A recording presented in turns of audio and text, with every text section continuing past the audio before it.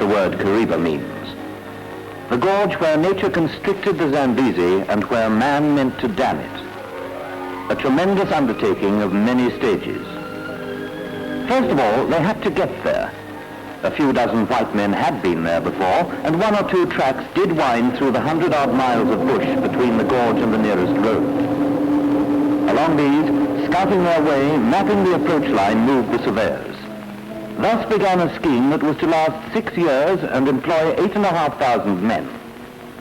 Now the untouched bush was invaded as the vanguard moved in, cutting and building the access roads to the Zambesi.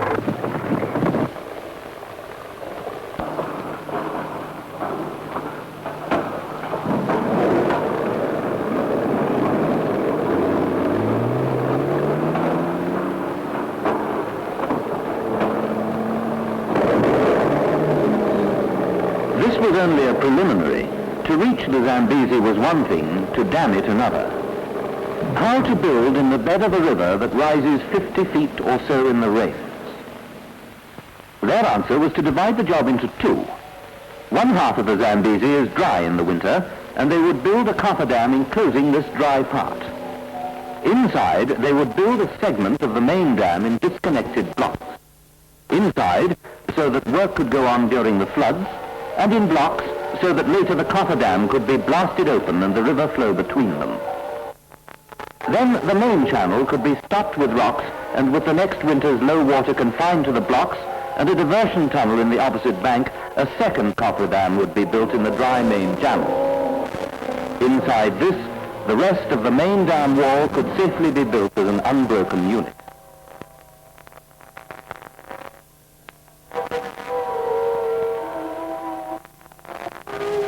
Then, clear of the waterline, the whole wall would be built up to its full height.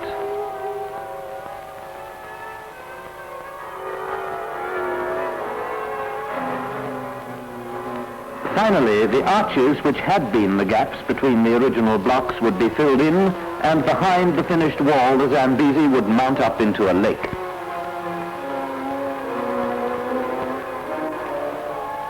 Led in from their high level above the dam, the waters would plunge down inside one bank to operate the turbines of an underground power station.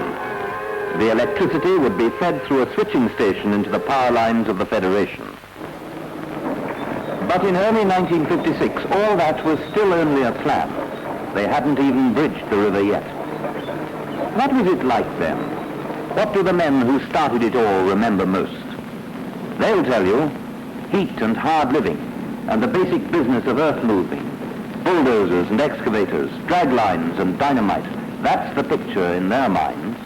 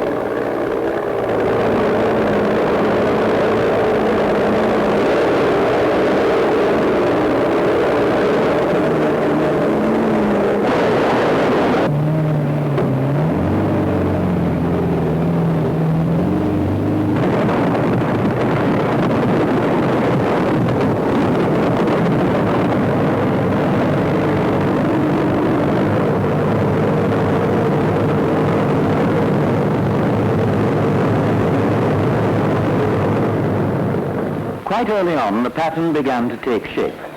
The cables were still the only link between the banks, but now a line of 75-foot piers poking their fingers up clear of the high water level promised a road bridge for their vehicles and equipment. Further downstream, work had begun on a suspension footbridge. They had reached the Zambesi from north and south, and soon the final connections would be made across the river barrier. but at the same time, they were tackling the first stage of the main project. The activity high up on the banks was matched by work in the dry riverbed below. By October 1956, the first coffer dam was finished. Here was a demonstration of the monstrous size of Kariba. The 80-foot-high walls enclosed over 3 acres of the Zambesi's course, but from the banks, it looked more like someone's backyard, with a few of the children's toys left lying around. This was their defense against the floods. Already, the rains were falling upstream, and soon they were to have their first taste of the Zambesi's strength. That season, its waters rose 61 feet, far higher than ever before, and their coffer dam simply disappeared. The 1957 floods stopped work on the dam for 4 weeks, but nothing could hide the evidence of progress. The road bridge stood, their lifeline across the floods. Deep in the other bank, work had continued on the diversion tunnel. They had driven it for 1,200 feet through the solid rock, cutting it 40 feet high and 33 feet wide. 1.5 million cubic feet of mining, and all this for a purely temporary purpose, for a tunnel that would be sealed off and forgotten before the dam wall was completed. Above ground, too, floods or no floods, the build-up of material for the next stage of the work went on. From north and south, 1,000 different items were carried in. Cement and girders, tools and timber, food, drink and medicines. Everything had to be provided. What they didn't bring in, they had to do without, for Kariba itself had nothing.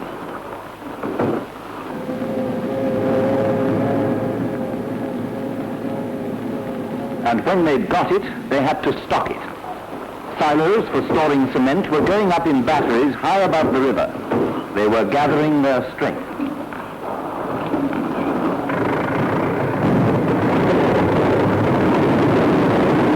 Upstream, the River, where it flows up to join the Zambesi, had been depositing silt for centuries. So here too, the build-up was going on as they dragged out load after load of sand.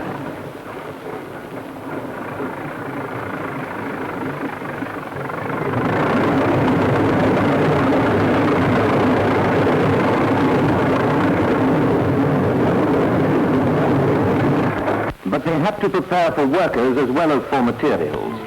A whole township was to be built. Tents and caravans began to disappear from the scene as streets, houses and stores took shape on the cooler hilltops 1,500 feet above the gorge. Some 10,000 people were to live here while Kariba was being built.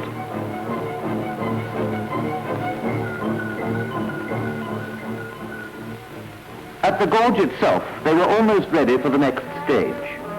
Dominating the whole scheme were the control towers for the main Blondin cables, the workhorses of Kariba. As the floods dropped, they moved down towards water level and picked up the threads of the plan once more, calling the road bridge into service as a platform for the damming of the main channel. Then, inside the coffer dam, they set to work to clear the aftermath of the flood, preparing at last to move into the main job of building Kariba.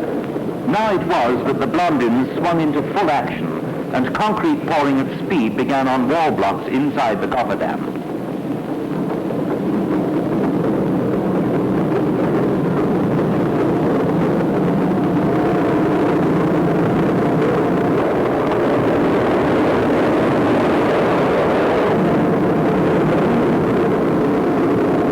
Now the race was on. The blocks had to be well clear of water level when the time came to breach the coffer dam, and they had a deadline for this, June the 30th, 1957. In spite of the 4 weeks lost to the floods, they made it. By June the 27th, the walls of the first coffer dam were broken down to near water level, and the demolition team moved in.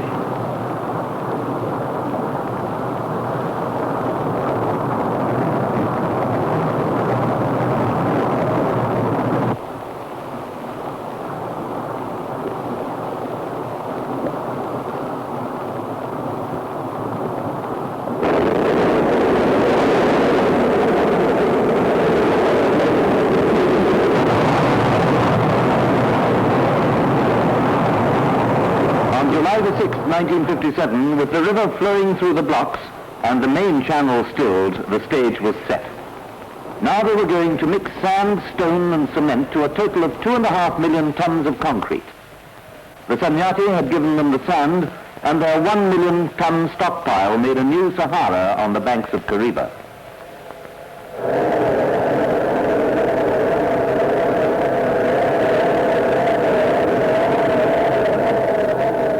The stone was there for the quarry.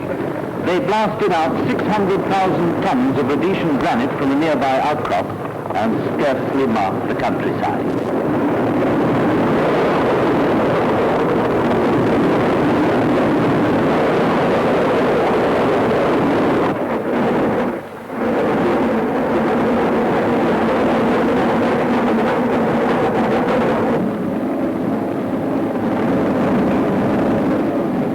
They tipped it and crushed it and sent it across in an endless stream, raising a mountain of stone to match the Sahara of sand.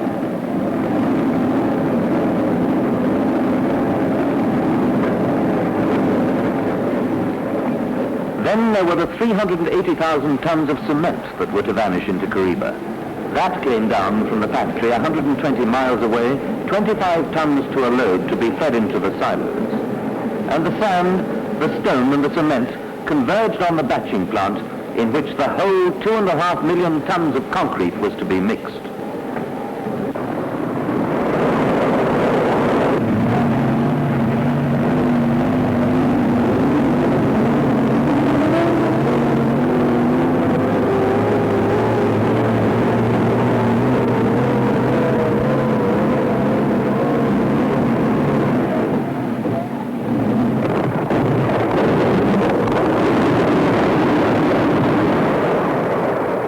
Tons at a time it went into the buckets, and the blond-in drivers, listening to the radio telephone instructions from below, swayed them out over the gorge, strung on cables 550 feet up.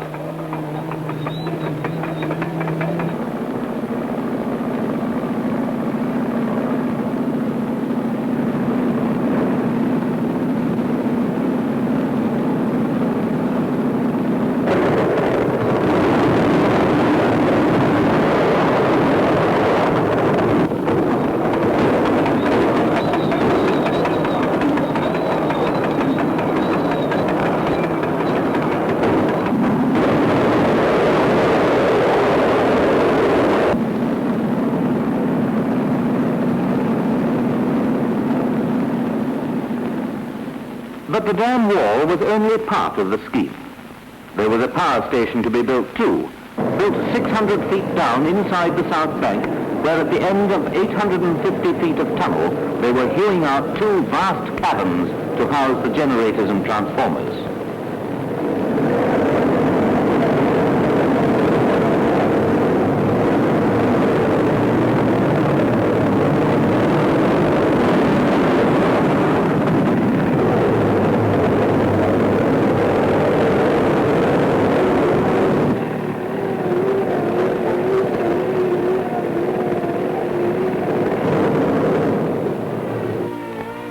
The scheme had its repercussions far beyond the gorge, too.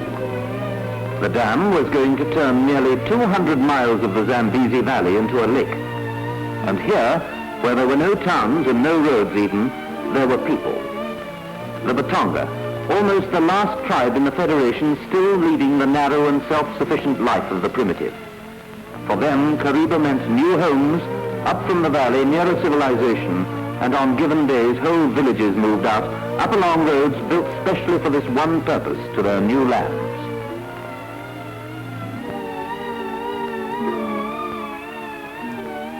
It took 3 seasons to do it, but before the dam was completed, all 50,000 Batonga were in their new homes, leaving the valley empty and ready for the flood. But emptiness was not enough. Lake Kariba could supply fish for the whole Federation, but not if the nets could be snagged on submerged treetops. So even here, 100 miles from Kariba itself, the bulldozers roared and the chains ripped as they swept the fishing grounds clear.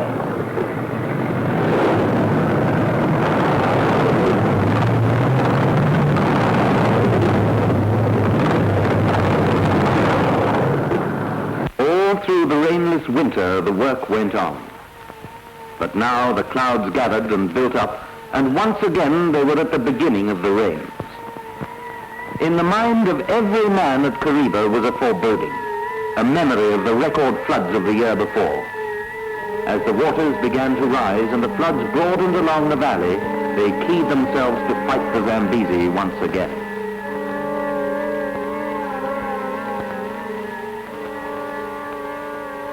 The workers high above the channel looked down on the rising river, hoping against hope that it couldn't happen twice in 2 years.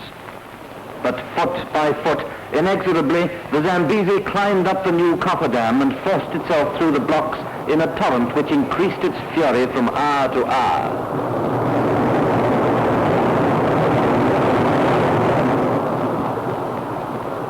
The claws of the flood raked into the banks and the battle became a retreat.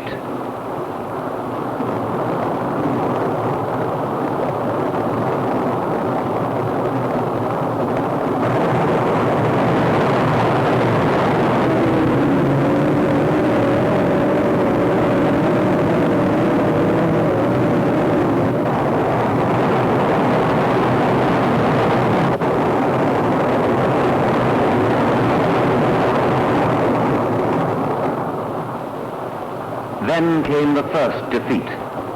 The fortress wall of the second coffer dam was 156 feet high.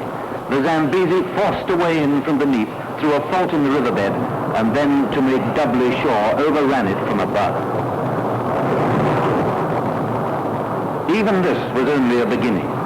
The savage fury of the river grew beyond belief. Now the road bridge below the dam was threatened, and soon they saw that without a miracle it was doomed.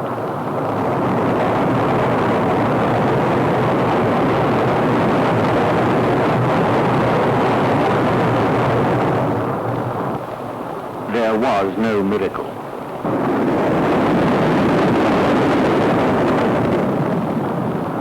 Now the suspension bridge was the only link between the two banks. They fought for that. They took their lives in their hands and clambered over it above the racing floods in their struggles to save it.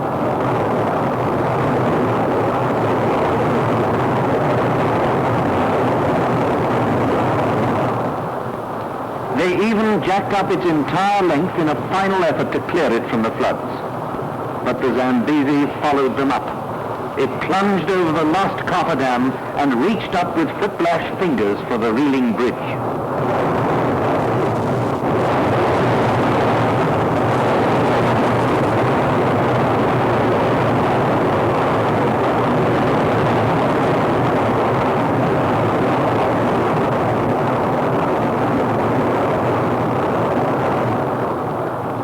They had done all that men could do. Next day, the suspension bridge had gone.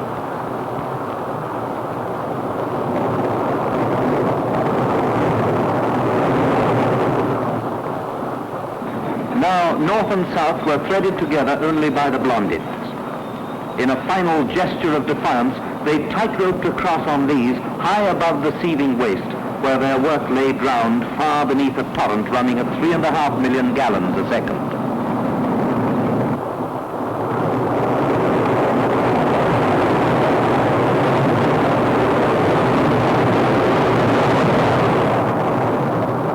Their worst fears had been more than realized. Their utmost efforts had been brushed aside by the Zambesi. This was the peak, and at last the river rose no longer. March the 5th, 1958, now they must plan anew. The moment the flood subsided far enough to give them a chance, they moved in again. They intended to pump the coffer dam dry, and to do that they had to find the fault. They found it and built a coffer dam within the coffer dam to isolate it. They worked for 2.5 months to get back to where they had been before the floods.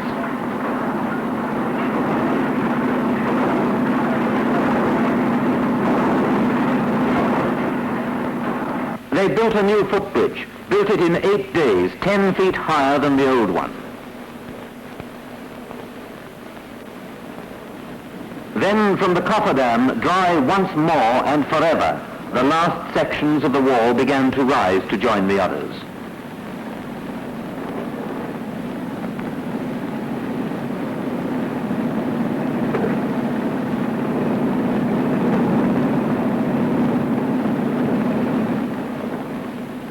They were on the last lap now, forcing the sections up towards their full height, each under its crown of shuttering.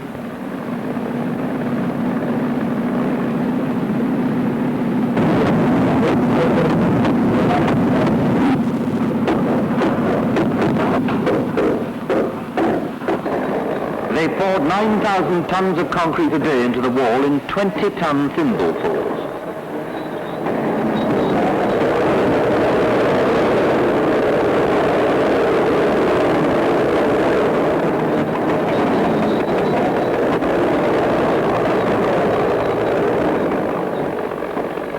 They built a new road bridge parallel to the second footbridge. Now full freedom of movement was theirs again. Everything had been won back from the Zambesi, and always the buckets came and went, and the wall climbed steadily towards its full 420 feet. Already the next stage was in sight as they planned to close the arches in the northern section.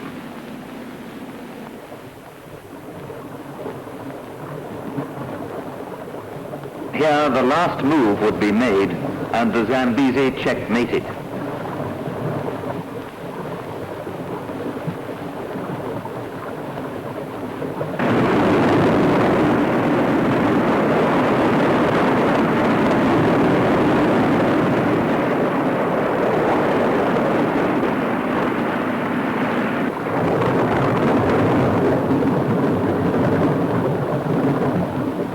By Kariba standards, this was a small operation, yet they had the Zambesi by the throat at last. It halted and slowly began to back up above the dam. December 1958, and the battle was won. It was easy to believe that nothing much remained to do. But the birth of Lake Kariba and the defeat of the river Zambesi were only means to an end that was still a long way ahead. Power was to be generated here, and already the construction gangs were deployed far along the cable routes. They built 3,264 steel towers, 115 feet high, and strung 5,342 miles of conductor cable from them.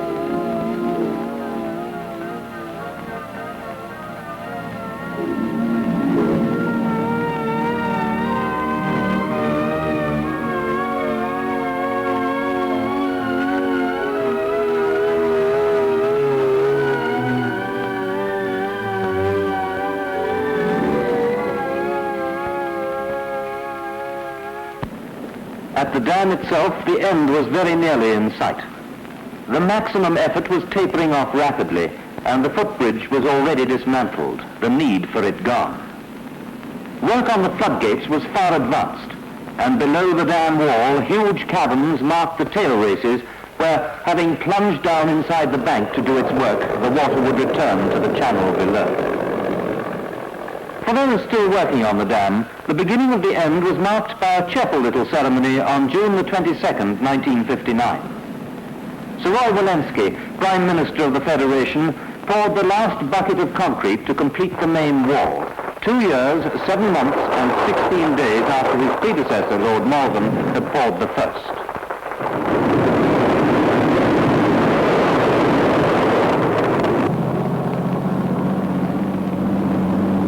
The generating plant was arriving now. The special cranes were installed, and custom-built rail wagons and road transporters called in to bring the 100-ton units up to Kariba from the ports.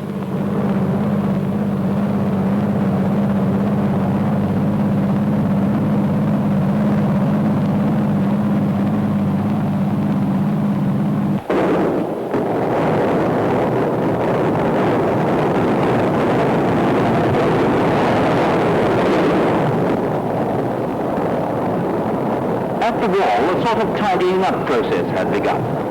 By treaty, an agreed amount of water had to flow through the river to Mozambique. They opened temporary outlets to supply this until the whole scheme was working and the tail races feeding the water back.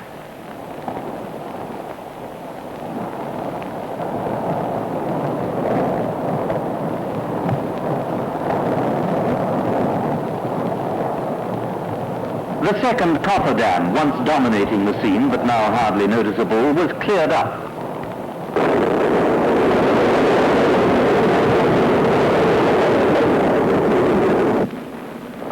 four-lane highway was laid across the top of the dam wall and finished by May 1960.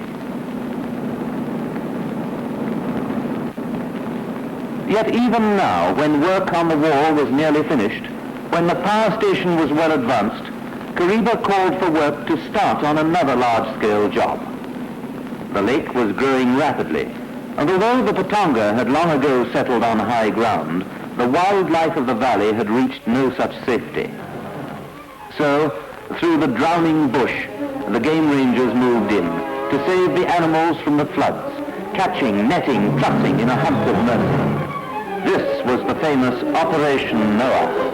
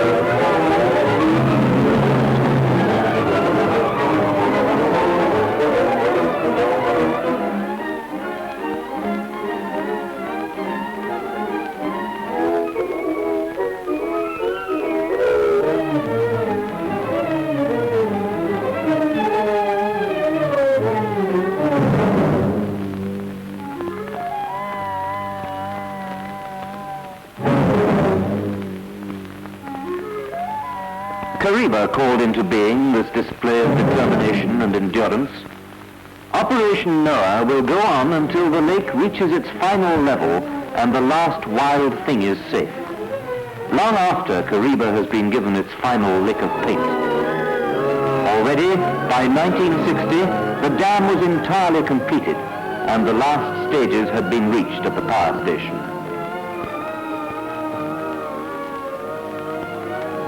Above ground, the switching station and distribution center were almost ready to direct Kariba power through the lines, while 600 feet below, men swung huge runners and rotors into position, placing 380-ton units to within 3/4 of an inch.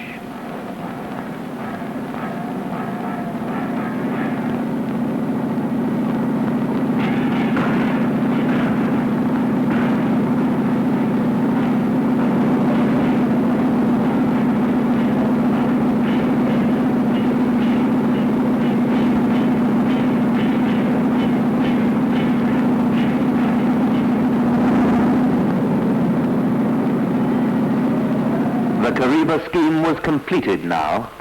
The years of noise were stilled and the raging river lost in blue tranquility. There was time to see the beauty of what had been built there.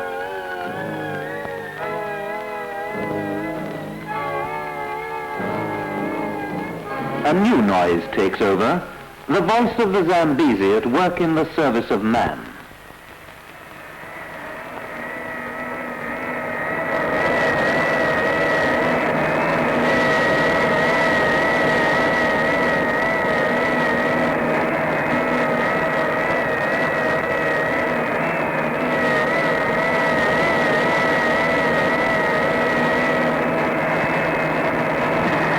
This is what it was all for. 10,000 men, 6 years of sweat and skill, of trial and triumph, so that 100 little dials should come alive, so that one man could, with one hand, throw a switch and send power at 1/3 volts racing across the heart of Africa to serve his fellow men.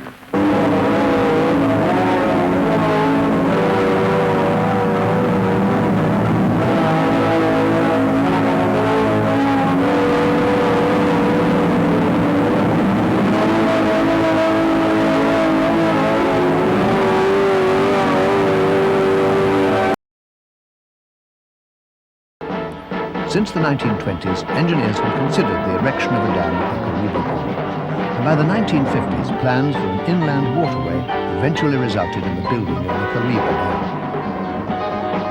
flooding of the valley above Kariba endangered thousands of wild animals. The effort to save them was undermanned and underfunded, and mostly financed by private donations. But it was and remains the greatest wildlife relocation exercise ever attempted. It stands as a landmark in the history of conservation and was aptly named Operation Noah.